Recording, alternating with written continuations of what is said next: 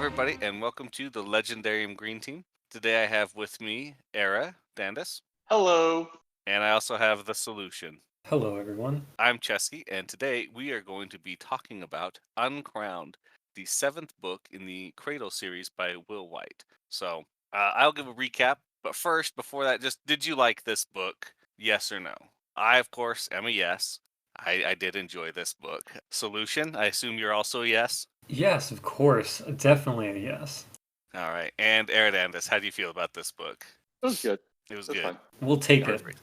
Well, yeah, that's good. So, to recap what happens in this book, at the end of the last book, Lyndon was chosen to be part of the Akura family team rather than the Black Flame team. He is taken with the Akuras to do some high intensity training, which consists of him getting beat up by everybody until he figures out how to beat them over and over again, and basically working himself to death. They meet up at the tournament. They compete in 4 events, and then we're left on like one of the bigger cliffhangers in this series, in my opinion. And that's the book. And we'll talk about all 4 events in detail, of course. So, was that a good enough recap? Did I miss anything? I think you're good. That was, like you said, we're gonna get into it, but this is the basic structure we'll kind of follow, so that's cool.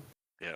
Space Cop does not actually make an appearance, or Space Doctor does not make an appearance, but It's true. Space Cop does. Mm-hmm. And of course, we see Orthos heading back to Sacred Valley. Yeah. Finally, we get a little more Sacred Valley, which is nice. Not too Finally. much more than what we got at the end of last book, so not really too much more to guess or speculate or do anything as far as that's concerned. But it is nice to see more of Kelsa and Orthos. Mm-hmm. That's true. So, let's see. What were some of your favorite scenes? Eradandis, what was one of your favorites? I'm gonna pick two, kind of like an overall thing. Mhm. One was at the beginning. Are you guys familiar with the anime One Punch Man? Yes. Slightly, yeah. So there's a scene where the apprentice in One Punch Man wants to test out his true power and his master's true power, right? So he's going all out, and his master is barely paying attention. He wants to go eat, so he's like casually blocking stuff and kind of like not paying any attention at all, right? And then the apprentice gets really, really upset and says, "Come on, give it your best shot." And so then you see One Punch Man, who he's always characterized like stick and cartoon figure. He kind of looks really goofy, and he kind of gets really serious, and then you see he becomes really well defined. You see a really like the really scary looking superhero, and he goes and punches them, and then you see this big picture of it just says death with like that one punch coming at the apprentice, right? Yeah. That was What you talking about? and that was the Yaren and Ethan fight scene where Ethan's just goofing off. Oh, you want me to be serious? Here's death. And Yaren's like, oh, I need to practice a lot more. So It's like, yeah. I like take that. it back. I like that scene a lot. So Yeah, it was a good scene. so Great scene, yeah. So Google that image, or Google that scene from One Punch Man, and then it's called Geno Saitama fight, and then read that scene. It makes it so much better. And then the other one is I'm gonna do another old callback. Google "You're the Best Karate Kid," and there's a montage scene where there's a song called "You're the Best" with Karate Kid fighting through the tournament and kind of winning different fights, and other people winning different fights, and that's kind of the trials where Lyndon was kind of going through the trials. That song kept on playing in my head over and over. So those are my two favorite kind of. Yeah, those are good. That's a good soundtrack on your head. It's gonna be stuck in mine now. I actually didn't think of it as like a light moment when he's training. I figured he was more like kind of depressed. He's away from Yaren and Ethan and Mercy, and he's not bathing, which is pretty funny. He's not taking care of himself in hygiene. And Charity was like, we need to get this kid to shower at least. Yeah. I liked all of the book, of course. One of my favorites is when Lyndon is being measured by Akura Justice, and Akura's like, okay, here's this problem. If you could solve this in a year, I'd be amazed. And he solves it in a few seconds, and then he's like, I'm gonna measure your lifeline. And he's like, yeah, okay. And then it's like, no, it's just gonna dim, and if it dims too fast, you're out. And he's like, that just keeps getting brighter and brighter. and then afterwards, Charity comes to Akura Justice, and Akura Justice says what everybody says. he's a monster. Like he's just a physical, like embodiment of strength and power, but he's very untrained. So Sure. that's one of my favorites. It's a good scene. I like that as well. So should you have another one? Oh, one of my favorites. We'll start with this. Ethan bothering Northstrider, because we know how Ethan is, and he's just needling away at a monarch who instantly just like basically teleports him to another side of the city. And Ethan's like, okay, I got my senses. I know what to do. I'm just gonna walk right back to him, and that's where we leave him in the scene. Where he's just gonna keep bothering a monarch. That's a fun scene. Let's see. That is a fun scene. The last one I have is Lyndon, because I a lot of them I liked what you guys said. Lyndon saving Nyan Blackflame and Nyan's last words for the dragon advances. That was a nice touch. I like that. That was a sad scene. I didn't like it. But Yeah, I liked the story. I wasn't cheering, but yeah, it was a good scene, and I really enjoyed it.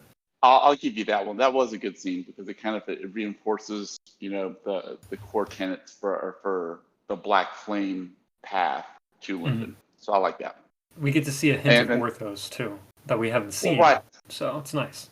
Well, and I don't think Lyndon realizes it now, but he gave Nyan enough of himself that Nyan was able to make those choices that led to his death. But he did it, being free and then communicating that message to Lyndon. So I agree with you. That was a good scene. So that's all I got on my favorites. That's all you got on your favorites? Mm-hmm. Okay. Let's see. I liked when Orthos was talking with Lyndon's sister, and he's like, if Lyndon were here and he saw what was going on, he would destroy everybody. And his sister's like, well, if Lyndon was so much higher, wouldn't he be weaker just like you're weaker? And Orthos is like, I stand by what I said. I'm not going to take it back. Yeah. And I just thought, that's true. Lyndon, even if he was lowered back down to a jade, his path is so offensive, it probably wouldn't matter that much more. And he'd be going in with a full knowledge that I'm going to just kill all these people. Right. Not like the Sword Sage where he's trying to, be nice at the beginning. So we also got to remember that, like the Sword Sage and all that stuff, what do, their cores, how big they are, what their capabilities are, how much does that get affected by the Sacred Valley Curse? Like, when Lyndon has 2 cores, are they going to both be cut down to half of that? Or whatever the equivalent is to Jade in that scenario? But I don't know. I don't know if he has a unique advantage or a... Come back to the Sword Sage later, because I have a theory after having read this. Well, we haven't really jumped into the other parts yet. If you want to, you can get into it now. Okay. I don't think he's dead. Oh, you don't think he's dead? Okay. After reading this book, I don't think he's dead. And the reason I say that is because, look, it's clear his power level dropped. I don't think that's a question. So I think my going theory going into Uncrowned was that his power level dropped. He wasn't prepared for it. He basically got surprised and he got toasted. Okay. After this, I don't think that's what happened. After Uncrowned, I don't think that is what happened. Because Yeren, throughout the course of the book, there's this where there's a mention that she touches the icon, right? Yeah, especially at the end. And I think we're supposed to be led to believe that she is getting a connection to becoming the next Sword Sage. Right. I think that's kind of like what they're trying to communicate. I'm getting the impression of that the icon is person himself. To me, that's how I'm interpreting it. So I think she's reaching out, and that the Sword Sage is still actually alive, and that he faked his own death because that's the only way Yeren was going to be able to advance and become her true self. That's my going theory. How do you guys like it? All right, so here's what we got. Okay, so he's saying that the Sword Sage is alive. I like it, but we also know that you can only have one sage of any icon in Cradle World at one time. So maybe that's why Yeren can't be the sage right now, is because the Sword Sage is still alive somewhere, and she can't fully manifest the icon. That's why she's getting hints and little drops of it. Okay, that's pretty cool. No, I don't. That leaves a lot of other weird questions around. Whose remnant did she, join with then? Did But- your master just happen to find a sword remnant that had all of his memories? I Well, mean, maybe you he could have done something weird, but I don't for that think so. point, you got to remember Jai Daisho had a remnant that was passable, and he was just an underlord. This is a sage. I definitely think he could find a remnant that would be perfect for for Yeren. Sorry. When did Jai and have Daisho it- have a remnant that was passable? Because he died for Aithen, and he used his little thing, and he had a remnant stored away inside that Aithen killed, and that's why Aithen thought you're definitely dead because he Okay. killed a remnant. That was That passable. part is true. I thought that was more of just like a wild remnant or a remnant of another underlord from his he- clan that he had captured or something. Yeah, he harnessed that remnant and saved it for when he fake died. So that's why I think maybe Arizona's something. I like this. I like this idea. Okay. Right. May I say soul space memory construct? I'll Yeah. leave it at that. Okay. Okay. Well, while we're talking about Sacred Valley and going over there, I wanted to talk about the plans that they're kind of making to try and kill the monarchs, or the monarchs are making to try and kill the dread gods again. hmm So basically, the plan is lure all the dread gods to Sacred Valley and defeat them there. Which, according to Lyndon's vision, we know most likely doesn't go well, or the dread gods are just destroying them before they were getting attacked. But Right. they talk about the security measures on the maze will lower the dread god's ability, and I'm like, Yeah. well, is the maze is usually pretty synonymous with labyrinth, so is there a difference between the maze and the labyrinth where the maze is maybe something different but still connected to it? Because why would they have to go to Sacred Valley otherwise? Couldn't they go to any of the other labyrinth openings that are closer to where the dread gods are sleeping, and do that? I don't know. Okay. Is that a Yeah. RAFO solution? Well, that's where I'm gonna raffle myself because I think I'm like 80% sure that there's information in Uncrowned that I want to talk about, but I know there's a slightly more in Bloodline. I'm sorry, in Winter Steel that I don't want to accidentally spoil. So I'm just gonna raffle it. Next episode we can definitely talk more about this. Okay. For mine. Chesky, I like where your head's at. I'm going to say the maze is part of the labyrinth, but they're calling it the maze because it also has a specific thing in it. My guess is it has maybe like the Lord of all dread gods. It has something. It's containing something much more powerful than the dread gods. So I'm with you. I'm with you. I just think they call it the maze because it contains something else. Right. And I like that too. I just, why does only one maze entrance or one labyrinth entrance have this overly powerful security measure of weakening everyone? I don't know, but we know it does. So, guess we'll find out in the next book. All right. So, let's talk about just some least favorite scenes, and then we'll kind of talk about the tournament and space cop scenes. How's that Okay. sound for you guys? Does sound good.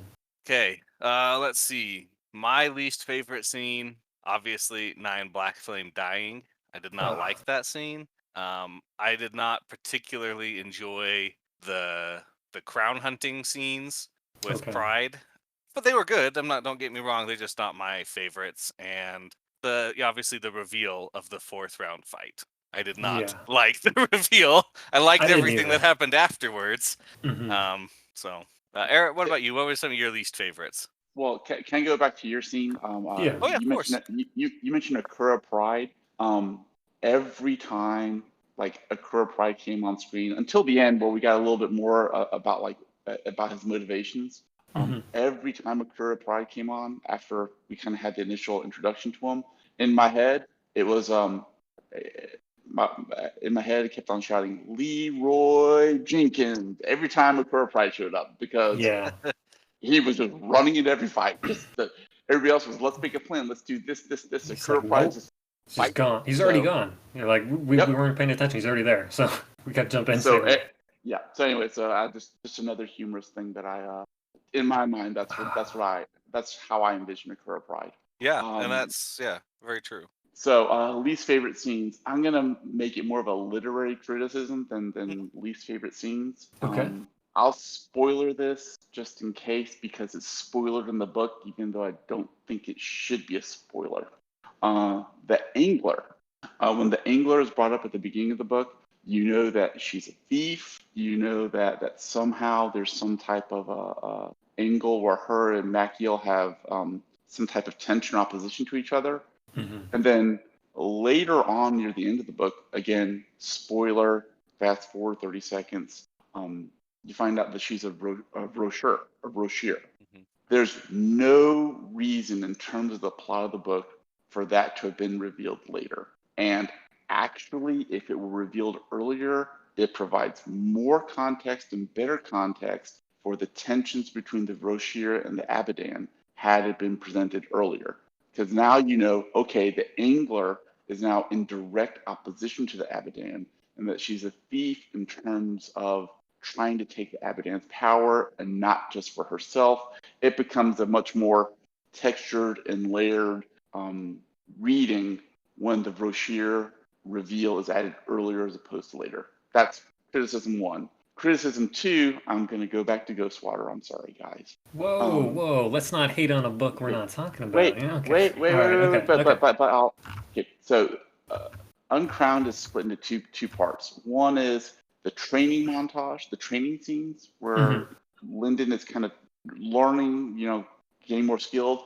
And the Right. second part's the fight, fight in the tournament, or the first part of the tournament. In my opinion, had that first half of the book been combined with Ghostwater, Ghostwater would have been a much better book. For Yeah. example, he's eating, he's training, he's doing all that, but to break through to the next part, he has to become more skilled and fight to break through. That, in other words, so if the first part of Uncrowned had been combined with Ghostwater, I think it would have been Ghostwater A would have been a much stronger book, and B, it would have made the reveal and Underlord much more meaningful. Yeah. In my opinion, the way it was set up. And then that would have left Uncrowned where you could have just spent much more time dwelling on each of these trials that lead up to the rounds of 64 and 32, etc. So, in my opinion, those are my two criticisms. They're not really scenes, but these are things that kind of really stuck out to me in ways that the books could have been better handled. I think those are very valid points that you've made and criticisms, and Yeah. That's fine. So I think Soulution. I think that's a good point. If Lyndon had found that library in the Ghostwater in that first building or something like that, and he was stuck there for a couple weeks and he's practicing that with his new little dream water thing that he's not sleeping at all, and Orthos is guiding him through the basic stuff, that'd have been kind of cool. I think maybe he decided not to do that because he pushed it back to where he's interacting with Zeal. And then at that point, he was too rushed to really do anything as far as that. I'm not trying to defend him. I just think that's maybe what he was trying to think of. Yeah. Least favorite scenes for me? Yeah. It's very similar to the fourth round surprise matchup. And it's not necessarily that I didn't want to see Lyndon and Yeren fight each other, because I like when you put two teams that are the same together like that. It was mostly that they're going first, so now this invalidates the other 7 fights that everybody's like, oh, it's just going to be a surprise, so you don't know who. It's just for these people, they thought they did, so they're the only ones that got tricked. And then also shows that the Monarchs are definitely rigging the game. This is the concrete evidence of that. Well, I say right beforehand that this was pre-planned by him, and he's not rigging the fights. And Northstrider really doesn't seem to be the kind of guy who cares about what other Monarchs are doing. As far as Monarch level, he seems to be the highest Monarch, or at least the one that everybody else kind of defers to. Well, I don't think he's the highest. Yeah. I think he's the smartest. I'll go with Soulution. He is the smartest. I'd say maybe Emrys is the only one that may be smarter, but she doesn't really care. She's mostly focused on kind of world peace. So, But for the most part, I think they're very close in power level, because they're all still Monarchs, except maybe the Empire 8 or 8-man Empire. Sorry, Worm is a little throwing me off there because it's very close to a name in Worm. Yeah, it is. That's fine. So okay, now. Wait, I'm sorry. So we just mentioned Monarchs. I want to say that at least my previous theories on Monarchs have been dead wrong. Apparently, you can. I'm gonna use this as a term of art because apparently that's the way it's used in the book. When you ascend seems to be a term of art. You somehow transform. Your body changes. You become immortal. Kind of all these things, and it's a voluntary choice that even Monarchs can do. So we still haven't learned why monarchs are choosing not to ascend, but apparently you can ascend before you're a monarch. So we learned that as well. So I want to kind of like bring that up as there's another piece of the puzzle, and that at least my going theory was completely off. So we'll definitely get into it more in the next book, but even in this book, we still get confirmation slowly that the monarchs, the people who decide to become a monarch and stay on Cradle, are not the type of people that want to ascend because they want to stay in the sandbox that they're now the rulers of. They don't want to go. Yeah. And since you mentioned Cradle, so I thought we got some. I know we're kind of diverging a little bit from the main part of the story. This goes more sort of the Abaddon stuff, but I did find this interesting. There's a brief mention about Cradle's importance, and it flashed me over to another series, which is, by the way, nothing like Cradle, but still a really good series. You should give it a try. It's called the Dorsai series. It's written by Gordon R. Dixon. And the reason I bring it up is it's a sci-fi book, and you have Earth, which is a normal like planet, and then you have these planets that are called splinter worlds where people kind of train in certain specialties. Well, one planet specialty, Dorsai, is a warrior culture. And so they are the epitome, the maximum level of warriors that this universe can produce, not just physically, but also mentally. That's what Cradle is to this universe. They're the ones who are most likely to produce we now learn Cradle is the cradle for the warriors. Right. Yes, yeah, that Cradle is the breeding ground of the warriors of the Abaddon. Which is that's what the Abaddon wants. They want because so many people from the Abaddon are from Cradle. They use that as, like you said, the breeding grounds. They still take from other, like we know Serial isn't. That's confirmed. She's not from Cradle, but we know Azrael is one of the most powerful. Yeah. So. They do talk about that a lot more come from Cradle than other worlds. Mm-hmm. You know, and I will say that does, at least to me, from a reader's perspective, at least give me some comfort where I'm like going, oh, so there's a reason that the Cradle civilization is so brutal.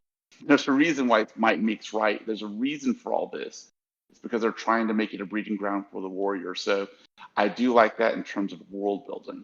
I'll say this to plug his other series. We have the Elder Empire series, which I think I may have mentioned before. Also takes place in this Cradle, not Cradle specifically, but the universe of the Way. It's an iteration. I think it's called Asylum. And then there's another, his first series, the Traveler's Gate series. Also not as brutal. A little bit more brutal, but not as brutal. Again, takes away in some other iteration. So they're just not as recruited as much as Cradle. Yeah. All right. Let's tangent back to the tournament for a second, and then we'll tangent back to Space Cop, Space Doctor kind of things that are going on. So, the tournament trials. Round 1 is basically a series of, I don't remember if exactly, but I figured it was kind of like 50 to 100 tests, some mental, some physical. Right. The second round, and that's on an individual basis. Then the second round is a team fight, grab the crowns, kind of last man standing, King of the Hill style fight. And then round 3, team fights, team versus team. And then round 4, back to individual fights, single knockout. How did you guys feel about the tests first? I mean, did you think any of them were good, bad, smart, funny? What are your thoughts? First ones, the placement test, I liked it. I thought it was a good, when you have over 100, and I think they did like 128 because they kind of tried to narrow it down to where you could keep dividing by 2. I think it was 128 or something like that. I thought it was cool, interesting, and it gave something for everybody to kind of shine at. So it was cool. Yeah. Era, how do you feel about the tests of the tournament so far? My favorite part is Ivan deliberately gaming the system. That was my favorite part of it. He's sandbagging. Is that like, 100%. I'm gonna I need to be in the top 64. I'll be 63, right? Mm-hmm. I need to be in the top 32. I'll be 31. I mean, he's just very deliberately doing that. And then I like it that when it's time for him to get a reward, I'm just gonna keep on asking for stuff until you tell me no. Yeah. I mean, so from a gamer's perspective, that's the way to do it, buddy. So exactly. I mean, I'm 100. I'm on board with Ivan. So. While we're on this topic, just because this is a prediction I want from actually both of you now, because Cesky is now the newbie. I'm now I'm the last one. I'm the leader now. You heard it here. Okay. So All right, you get to host the next one. That's what you heard. okay, sounds good to me. That's right. I heard the same thing. So. Yeah.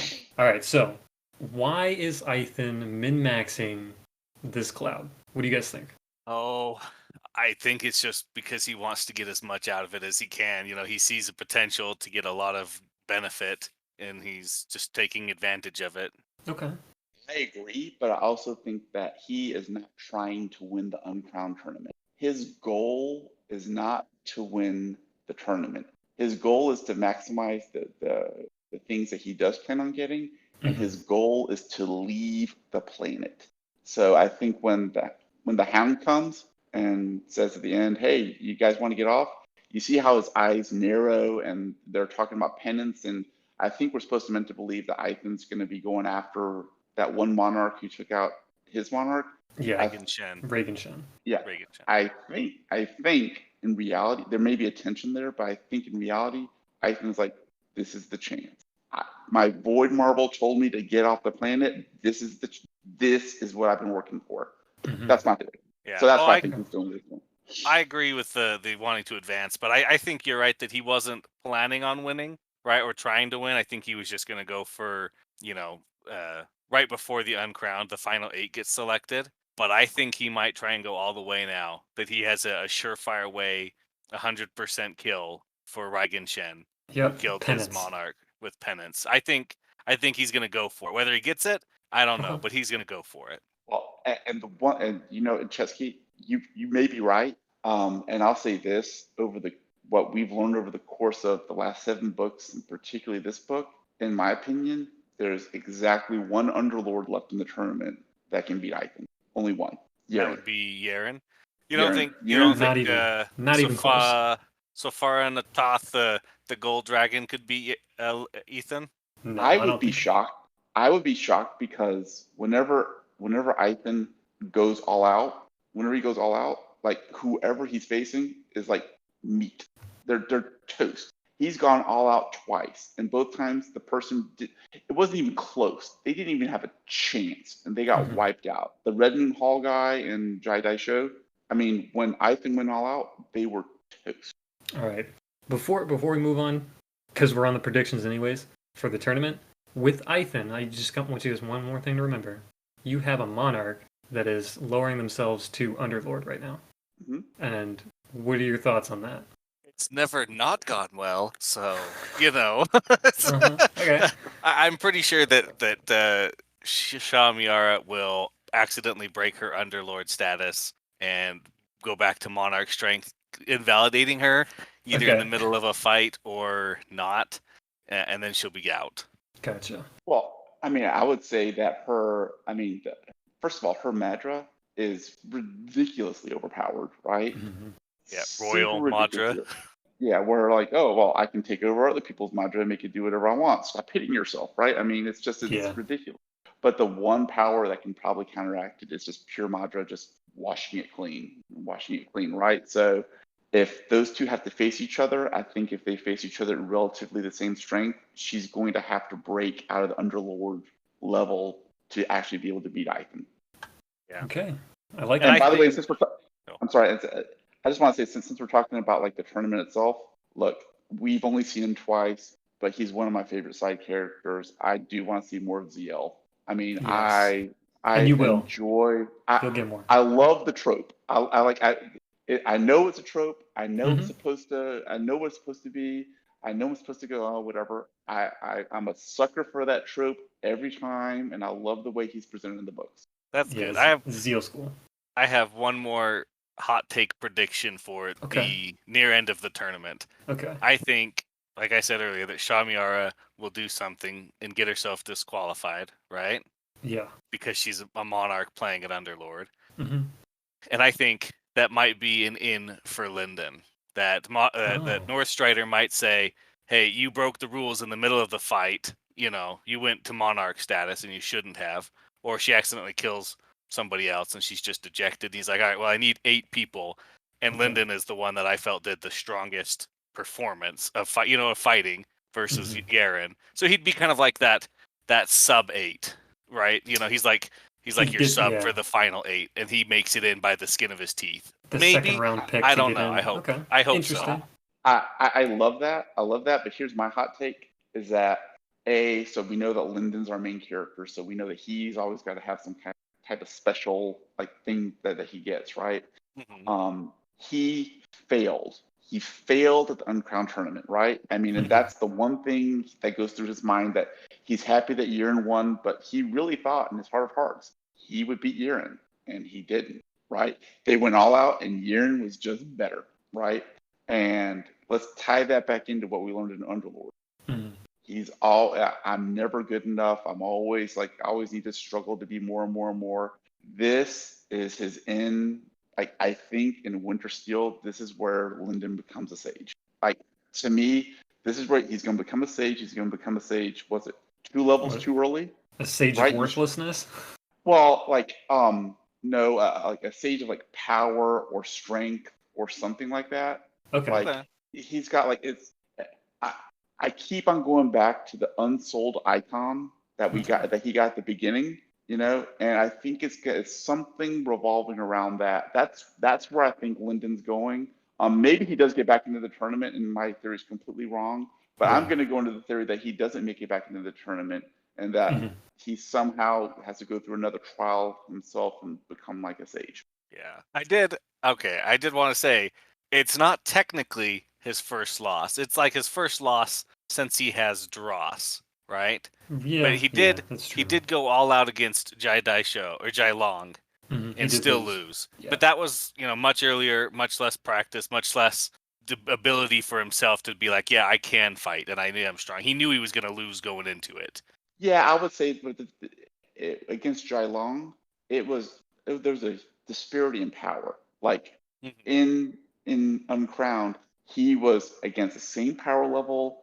The restrictions were off. He could go all out. He was unencumbered by anything, and if there was a restriction, it applied to both of them. And he went all out. Like, after he had that little moment where he was like, "Oh, I can't fight Yiren, and I'm just gonna kind of like be a little wuss." Then he kind of got into it, and I'll want to talk about that. He went all out and he lost. Look, he was not good enough. Yiren was just better. Period. Full stop. I agree. I agree that she was just better in this instance. That's fine. So, what did you want to talk about their fight? Just that if he'd started fighting from the get-go, he might have done better, or no? I definitely think so. But that's not his personality. We know that that's not Lyndon. Here's what I would say. I'm on Team Yiren when it comes to fighting. Like, come out with like a better. Let me stop and rephrase. Let me scratch all that and start again. Okay. Whenever in my line of work, I compete with other people all the time, right? And so somebody who may be my ally and working with me in one case, I may be exactly on the opposite sides with them on another case, right? My job is to go all out 100% against the other side, no matter who is representing them, right? So even though the person on the other side may be my friend outside of a courtroom, or our kids may be the best of friends outside the courtroom, or like we're supposed to go out for dinner that night, when we're in the courtroom, I am trying to rip his metaphorical head off, right? I'm trying to win, right? And as long as I'm playing by the rules, the chips fall where they may. And I'm expecting the same thing from the other side. So if somebody's trying to sandbag me or trying to not do their best, that really, look, don't do me any favors because you're my friend. Protect your client and do your job. No, that makes sense. I'm 100% on Team Yiren that, like, look, no one's going to die. Give it your best, period. Right, we know that that's definitely her personality, but we know Lyndon, the whole book, he was afraid he would have to do this, and he didn't want to. So as soon as this happened, Yiren is ready to go, and already on him, and he's just like, wait, no, I don't want to do this. So he's just backing up, he just doesn't want to fight. But we know that that's Lyndon, that's what his personality showed the whole book, that he didn't want to have to fight. And it took him a little while to finally accept that. Yeah, and that's part of why I think he might be able to get in on a technical disqualification, is because he was able to stand up to Yiren for so long, even her displaying the sword icon. It was just a coin flip. This is the quintessential anime scene where you got two opposing parties fighting each other. You think they're both equal and then all of a sudden it fades to black, fades to white, whatever you want to do, and then you're like, okay, who's dead? Who do we see when the screen zooms back in? Because it's not really a show of Yurin was so much better that she obviously won, or Linden was so much worse that he obviously lost. It was who did the author or the showmakers in the anime decide to have win this fight? And then you see it's Yurin's alive and Linden's dead. Yes. But I want to push back. I agree with almost everything you said, except for the coin flip part. Except for the coin flip part, okay. And you're right. Obviously, the author makes the choice, etc. He's writing the book, right? Right. But what we know with Yurin is that she advances through struggle. Yes. I mean, like she has to like have a moment of I'm going to actually lose before she has her breakthroughs. Mm-hmm. And that's what happened here. She touched the sword icon, right? Yeah. Because of, not in spite of, but because of the fight with Linden, right? Mm-hmm. And I think as long as the relative power levels stay the same, her skill will beat his talent. I mean, for Linden to advance beyond where Yurin is, he has to become a comparable level of skill. And I know that's an old horse I've been beating, but to me, that was the lesson from that fight, is that all things being relatively equal, skill will trump talent. Okay. I don't 100% agree, but I do understand where you're coming from, and that I understand. Okay. All right. How did you guys feel about the very small Linden Mercy romance tease? Much as I appreciate it being put in a little bit, I really hope it doesn't move forward, as I'm still all aboard Linden and Yurin getting together eventually. In the books, perhaps, probably not, but we'll see. Any thoughts, you guys? Eradandis? Okay, I like Yurin better as a character. Like Yurin's my favorite character in the books. I'm Team Yurin, like all the way. I hope she wins the Uncrowned tournament. I'm a huge Team Yurin. But in terms of personality, Mercy's a much nicer person. Mercy's a pretty cool person, right? So Linden will probably be much better off in his life with someone like Mercy. He's going to end up with Yurin probably, but I don't think Mercy's really interested in Linden. But no, I don't think so either. I'm going to go with Mercy's a better person, but Yurin's a better character. Okay. Yeah, Mercy's nice. She's like the awesome friend that'll help you out with everything. Yeah, and I thought it was really funny when Linden accidentally offers to build a house with Yurin with their sky ships. He's like, "Hey, you want to just combine our sky ships? We'll get one super big sky ship." Yeah, and then he realizes what he said, and she's like, "I just meant, we could just, because we're always together anyway." And he just keeps digging himself that hole. Yeah, they're both funny. like super embarrassed at the end of it.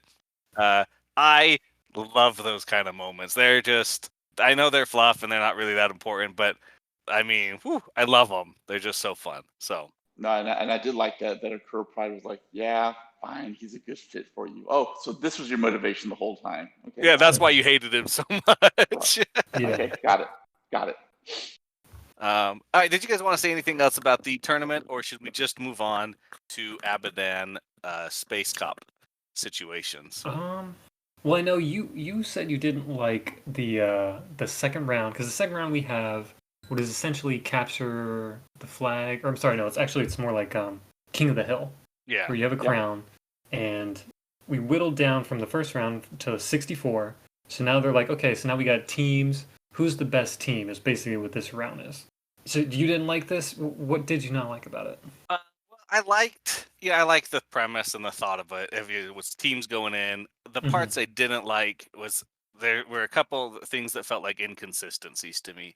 You have to wear the crown for a full minute before you get teleported off. Now I liked that that Linden's plan was to force Sofaratoth off the island by giving her a crown, right? I mean that's a good plan. That was a good idea. Mm-hmm. But what I didn't like about that is that he puts the crown on her. She kills him, and then like 10 seconds later, it feels like she's teleported out. It didn't feel like we're fighting for our lives. We have to hold out a minute. It felt like, oh, she put the crown on, bam, she's gone. So know what I mean? Inconsistencies in the time for how he wrote it. Right, just that part of it, fair. and that's and the normal. And then Pride giving up his crown. It was nice, but do I really see Pride doing that just because Linden saved his life once? Saved his life. I also don't think so either.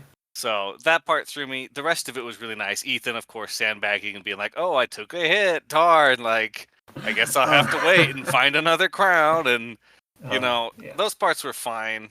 I just didn't like it as much because of those two smaller inconsistencies.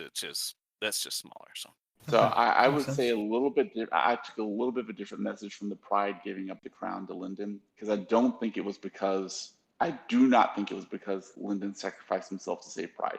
I do not think it's that. I think it's because Pride sat there and thought, if the positions would have been reversed, I could not have held out as long as Lyndon. Lyndon did a much better job at defending me than I Yeah. would have been had the positions been reversed. I think that was the point where Pride recognized Lyndon's just better. Lyndon's Yeah. got more talent than I do. An I may be acknowledgement of more strength. skilled. Yeah. Yep, I think it was a pure because at the end of the day, Pride cares about the Akura family, and I think that's why he gave it up to Lyndon. To Yeah, me, Leroy that's what I took Jenkins away from it. learned that day that he was like, you know what, maybe I shouldn't jump in all the time. This guy's slightly better than me because of that. Yep. But he Yeah. never admitted it, so. No, and that makes sense too. So I just, when I was reading it, I was like, just a little bit of kickback for me. Mm-hmm. Totally get it. My prediction: Yeren is the winner of the tournament. Okay, winner. Yeah. Before we go to space, I think she wins the Uncrowned tournament, and the reason for that is found in the name of the book. The book is called Winter Steel. Right. We learn from the Winter Sage that the swords that the Sword Sage has and she has are made from winter steel. It is. And there's some type of connection between that and the sword force and all that. So it's my theory, and we know that the Sword Sage made it to the round of 8. So Yeren wants to advance beyond where the Sword Sage did. She's got the determination, the ability, the plot armor. It's true as well.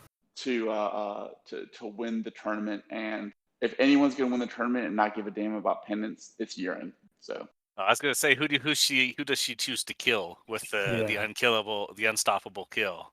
I think if she has it, she can choose not to use it as a measure of protection for her and Lyndon. So if anybody tries to come after us, you're dead meat. Gotcha. So that just out gonna there. save it. That loaded gun. preemptive. Okay. Preemptive defense. Okay. All right, Cesky, who do you think is gonna win then? Geez, we don't really know who is left. We know that Ethan is in. We know that Yeren, Ethan is in. Yeren is in. Sofara. Mercy. So far, I don't think Sofara is going to win. I don't think any of the dragons will win. I think it's going to come down to Ethan, Mercy, Yeren, or Zielm. Okay. And then what about the 9 soul or 9 cloud monarch? No, she's disqualified on a technicality. He says disqualified. Yeah, I have to choose that she's disqualified, so my boy Lyndon gets in. Okay. And I don't think she can. I think even if she did win, it wouldn't be a true win because she's a monarch playing in an underlord, which is just fundamentally different. It definitely would be a true win. Yeah. Definitely not. So, and for what it's worth, I think Ethan is voluntarily losing. Yeah. Oh, I would agree with that.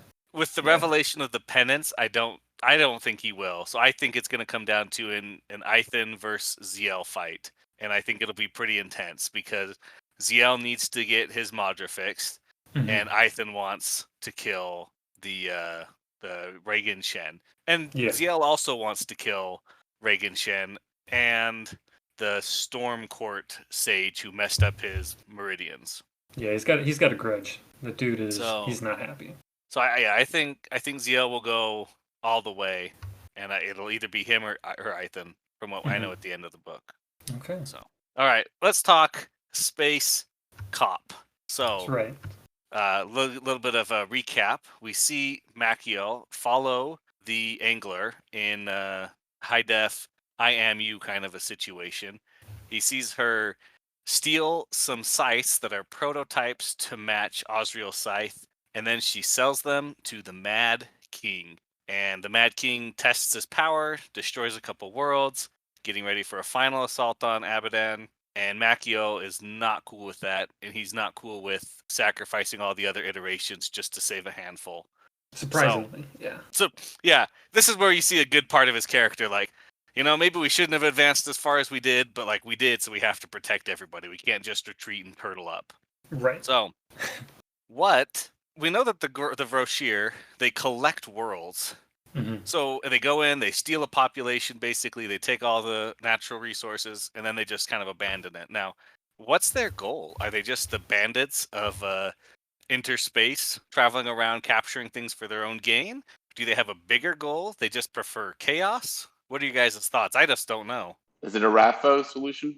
I'm gonna Raffo just because we get so few scenes that I'm confusing which one's in which book, so I don't want to accidentally spoil anything. Fair. Um, Eradandis, what do you think? So I think it just depends on what's your method to your madness. Do you prefer to have the Abadan way where everybody kind of grows in their own way and kind of you proliferate more of a freedom to choose type of your own path type of way?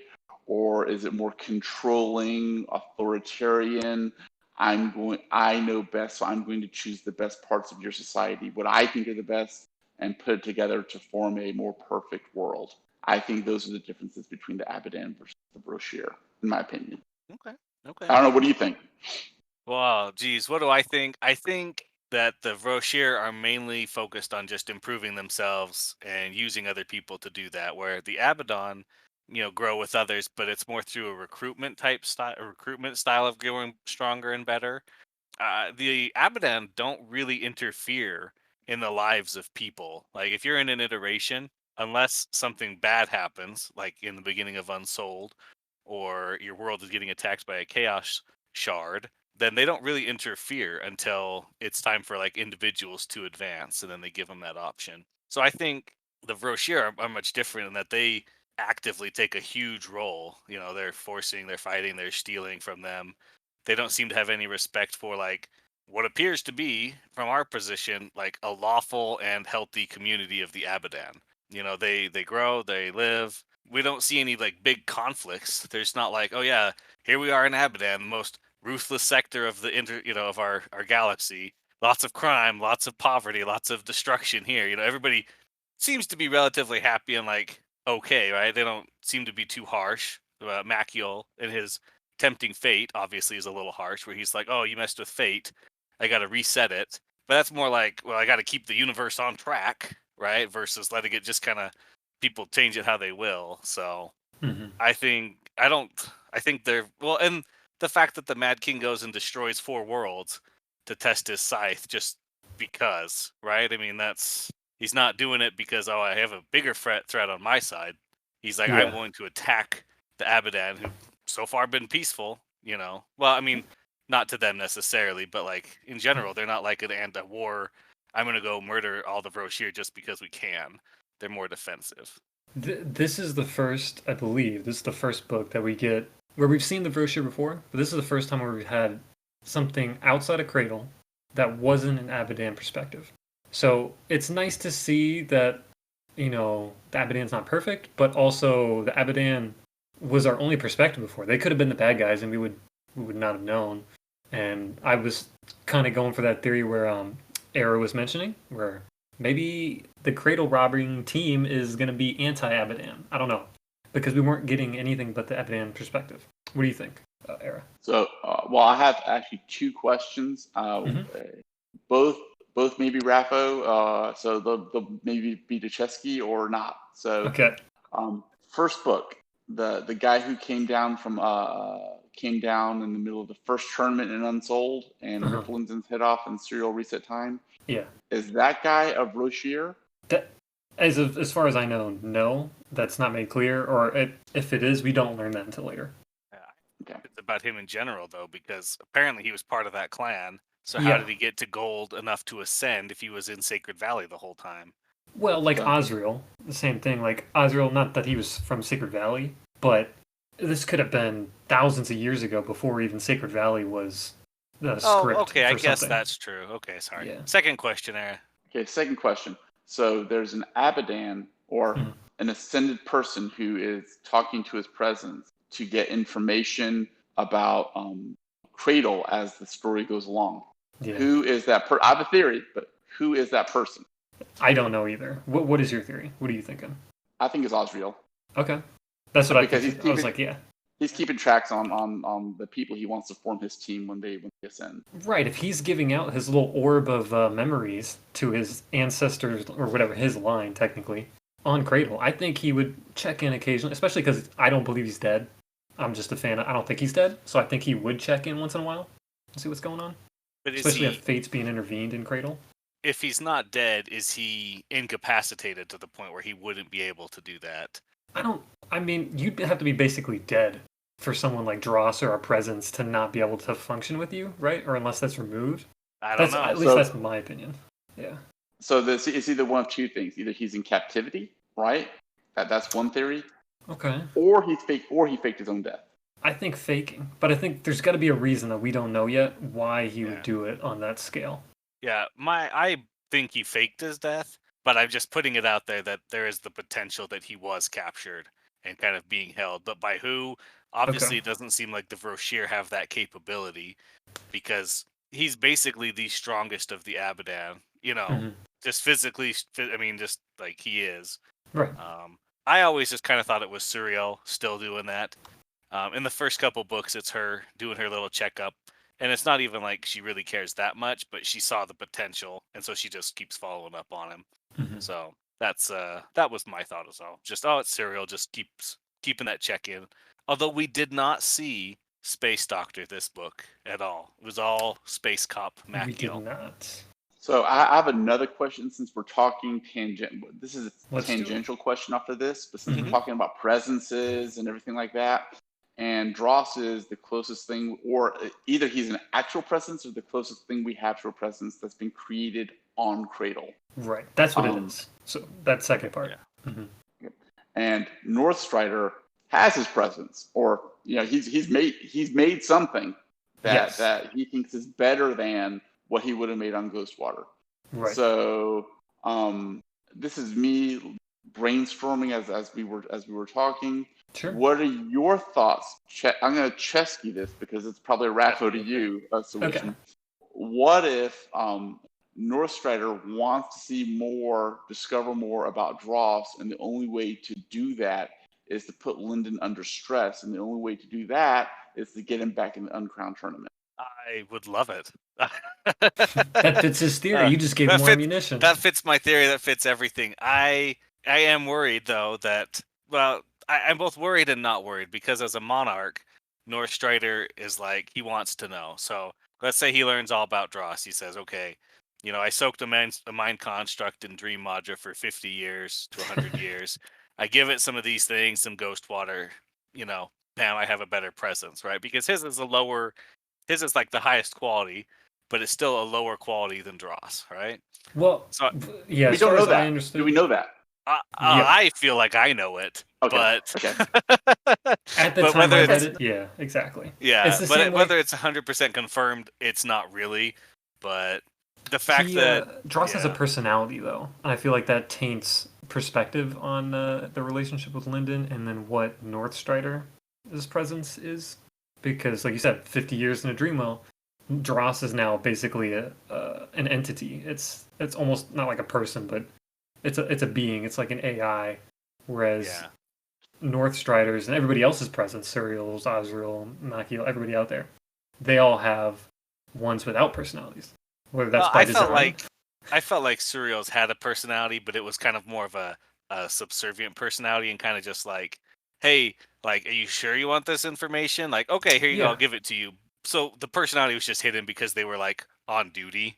So that was my interpretation of it. Is Dross going to become a problem once Lyndon ascends? Because it seems like everybody else doesn't have personality. Is it going to be a benefit or a disadvantage to Lyndon that his presence has a personality?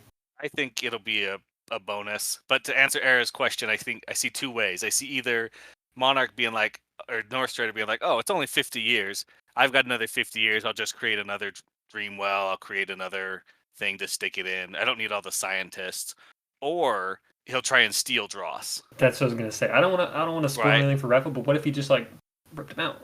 Yeah, exactly. So I would prefer that he go the time one, because as a monarch he's got lots of time. Mm-hmm. I'm afraid he'll go trying to rip Dross out, and whether that works or not will be. So good points, but So what do we know about North Strider's personality? What do we know right now?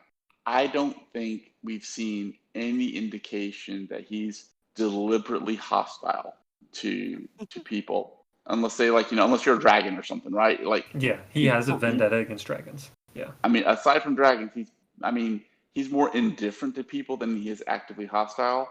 And we know, at least from his creation of the Ghost Water facility, that he's at least an intellectually curious person. Like, he wants to be able to figure things out, which leads me to believe that he's at first going to try to find out as much as he can about Dross from Linden, without necessarily trying to forcibly take it from Linden. It doesn't match the personality we've seen to date. Yeah, I agree, and I think that North Strider would definitely kind of take that position of, hey, I left it for anybody to reap any rewards. You reap the rewards. I'm not going to take it from you. But this is something he's been really wanting for a while, is the really enhanced memory spirit. So that temptation might be there, but I agree with you. He's more of the intellectual, kind of an indifferent, nothing really bothers him except dragons.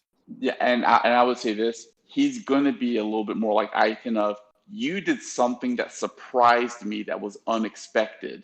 How did you do this? I need to figure this out. So that's, at least to me, we can learn more about his personality. That makes me completely wrong. But to date, what we know, that's what leads me to believe that he would probably fall more on that end than to forcibly take it from Linden. Yeah, perfect. All right. I think unless anybody else has anything else they want to talk about. I think I have one or two more questions, and we can end with some bloopers if you want. Okay, yeah, that's perfect. Hit us with your questions. So we have... Okay, here's my answer. Yeah. Yaren wins the tournament, or Ethan. The good guys win, but the dragons attack anyway. There you go. That's my answer. Like a true dragon. All right, the King of Dragons still attacks no matter what. Here's two last questions. I think actually these were yours. It's the Winter Sage adopted mom for Yaren. Do you think that's going to develop any further? Do you think there's more strain in the relationship? What do you think is going to happen there? I think there'll be a lot of strain because Yaren really doesn't like the Winter Sage. But I think the Winter Sage really does like Yaren, even though the Sword Sage died. I think that the Winter Sage will try and become a teacher for Yaren at the very least. And I think they could develop that adopted mom kind of personality almost, because Yaren's never had anything like that. And the Winter Sage and the Sword Sage were pretty close, which we know. Yeah. And just like her feelings that we get from her little point of views, it felt really similar to me. So that's kind of like a mini hope for me. If it doesn't happen, it doesn't happen, but it'd be nice to see something like that. Okay. What do you think?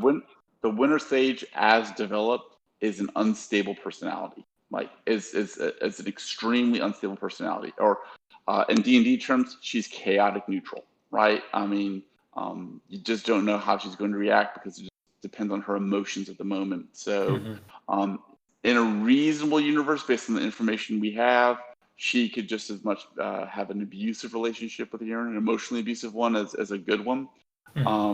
So I think the jury's out as to whether the Winter Sage is an ultimate enemy to Yaren as opposed to an ally to Yaren. So go ahead, Jesse. Yeah. I think we saw a little bit of softening. In the beginning, she was very kind of antagonistic towards Yaren. How dare Yaren take him to where he died? How dare she accept his remnant? This was my basically husband. This really hurts me. But I think near the end, when she sees the level of connection Yaren had to the Sword Sage and her ability, she starts softening. Maybe a little bit. Maybe it's not enough. But I think we go from a hard edge to a softer edge. Whether it's soft enough, I don't know. I agree with you on that. There could still be that potential. But I think we see a small softening towards Yaren at the very least. Okay. All right, and I think actually that is all the questions. We hit them all.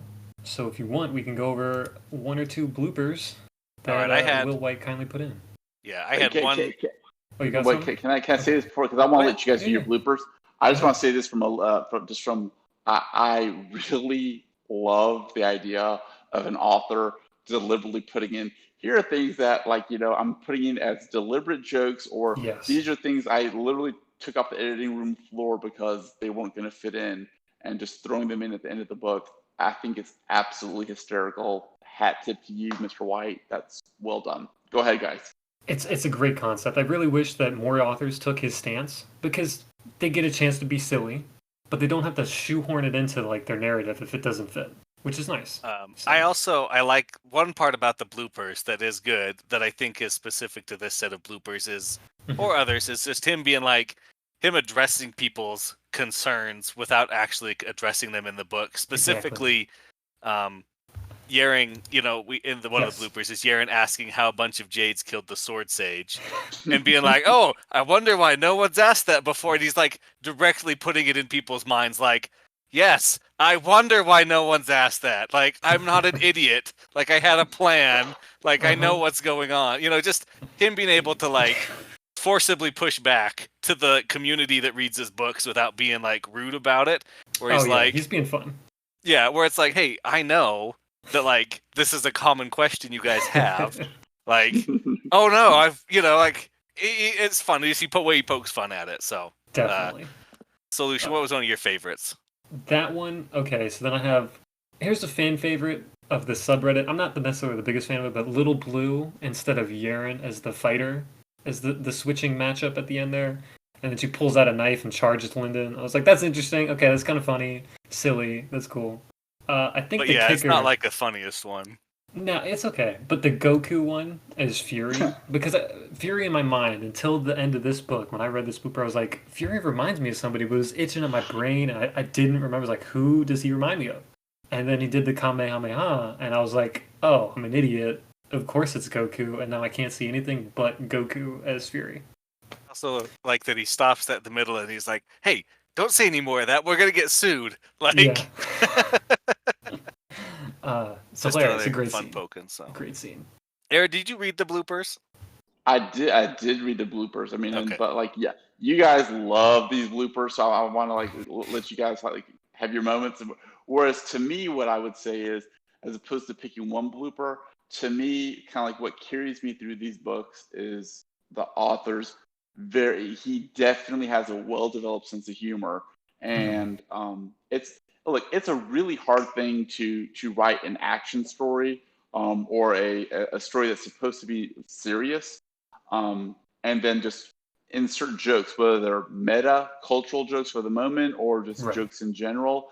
And this is really one of this author's strengths, is that he is really, really good about keeping it light, keeping it humorous, and he does it in the blooper reels, kind of like his time to really kind of like emphasize his sense of humor. So that's what really gets me through these books, is like I'm actually waiting for that meta moment in every book where he's kind of like, here's my joke, and he always does it well, and it's never forced. Yeah, I like it. He's definitely developed as a writer compared to book one, and even his other series as well. Great. Oh yeah, for sure. Okay, well, I think that's going to be everything for us, right? I'm all good. You're all good. Okay. Well, I guess that's going to end it for us. Thanks, everybody, for listening to us talk about Uncrowned, the 6th book in the Cradle series. Thanks, Era, for being on here with us. Thanks, Soulution, for being on here with us. Thanks, Craig, for letting us kind of start off this spin-off podcast where we can cover books that the main Legendarium crew can't get to. Of course, you can always find us on the Legendarium's Discord or Reddit. I know Craig's very active on tweeting, so you can find him there.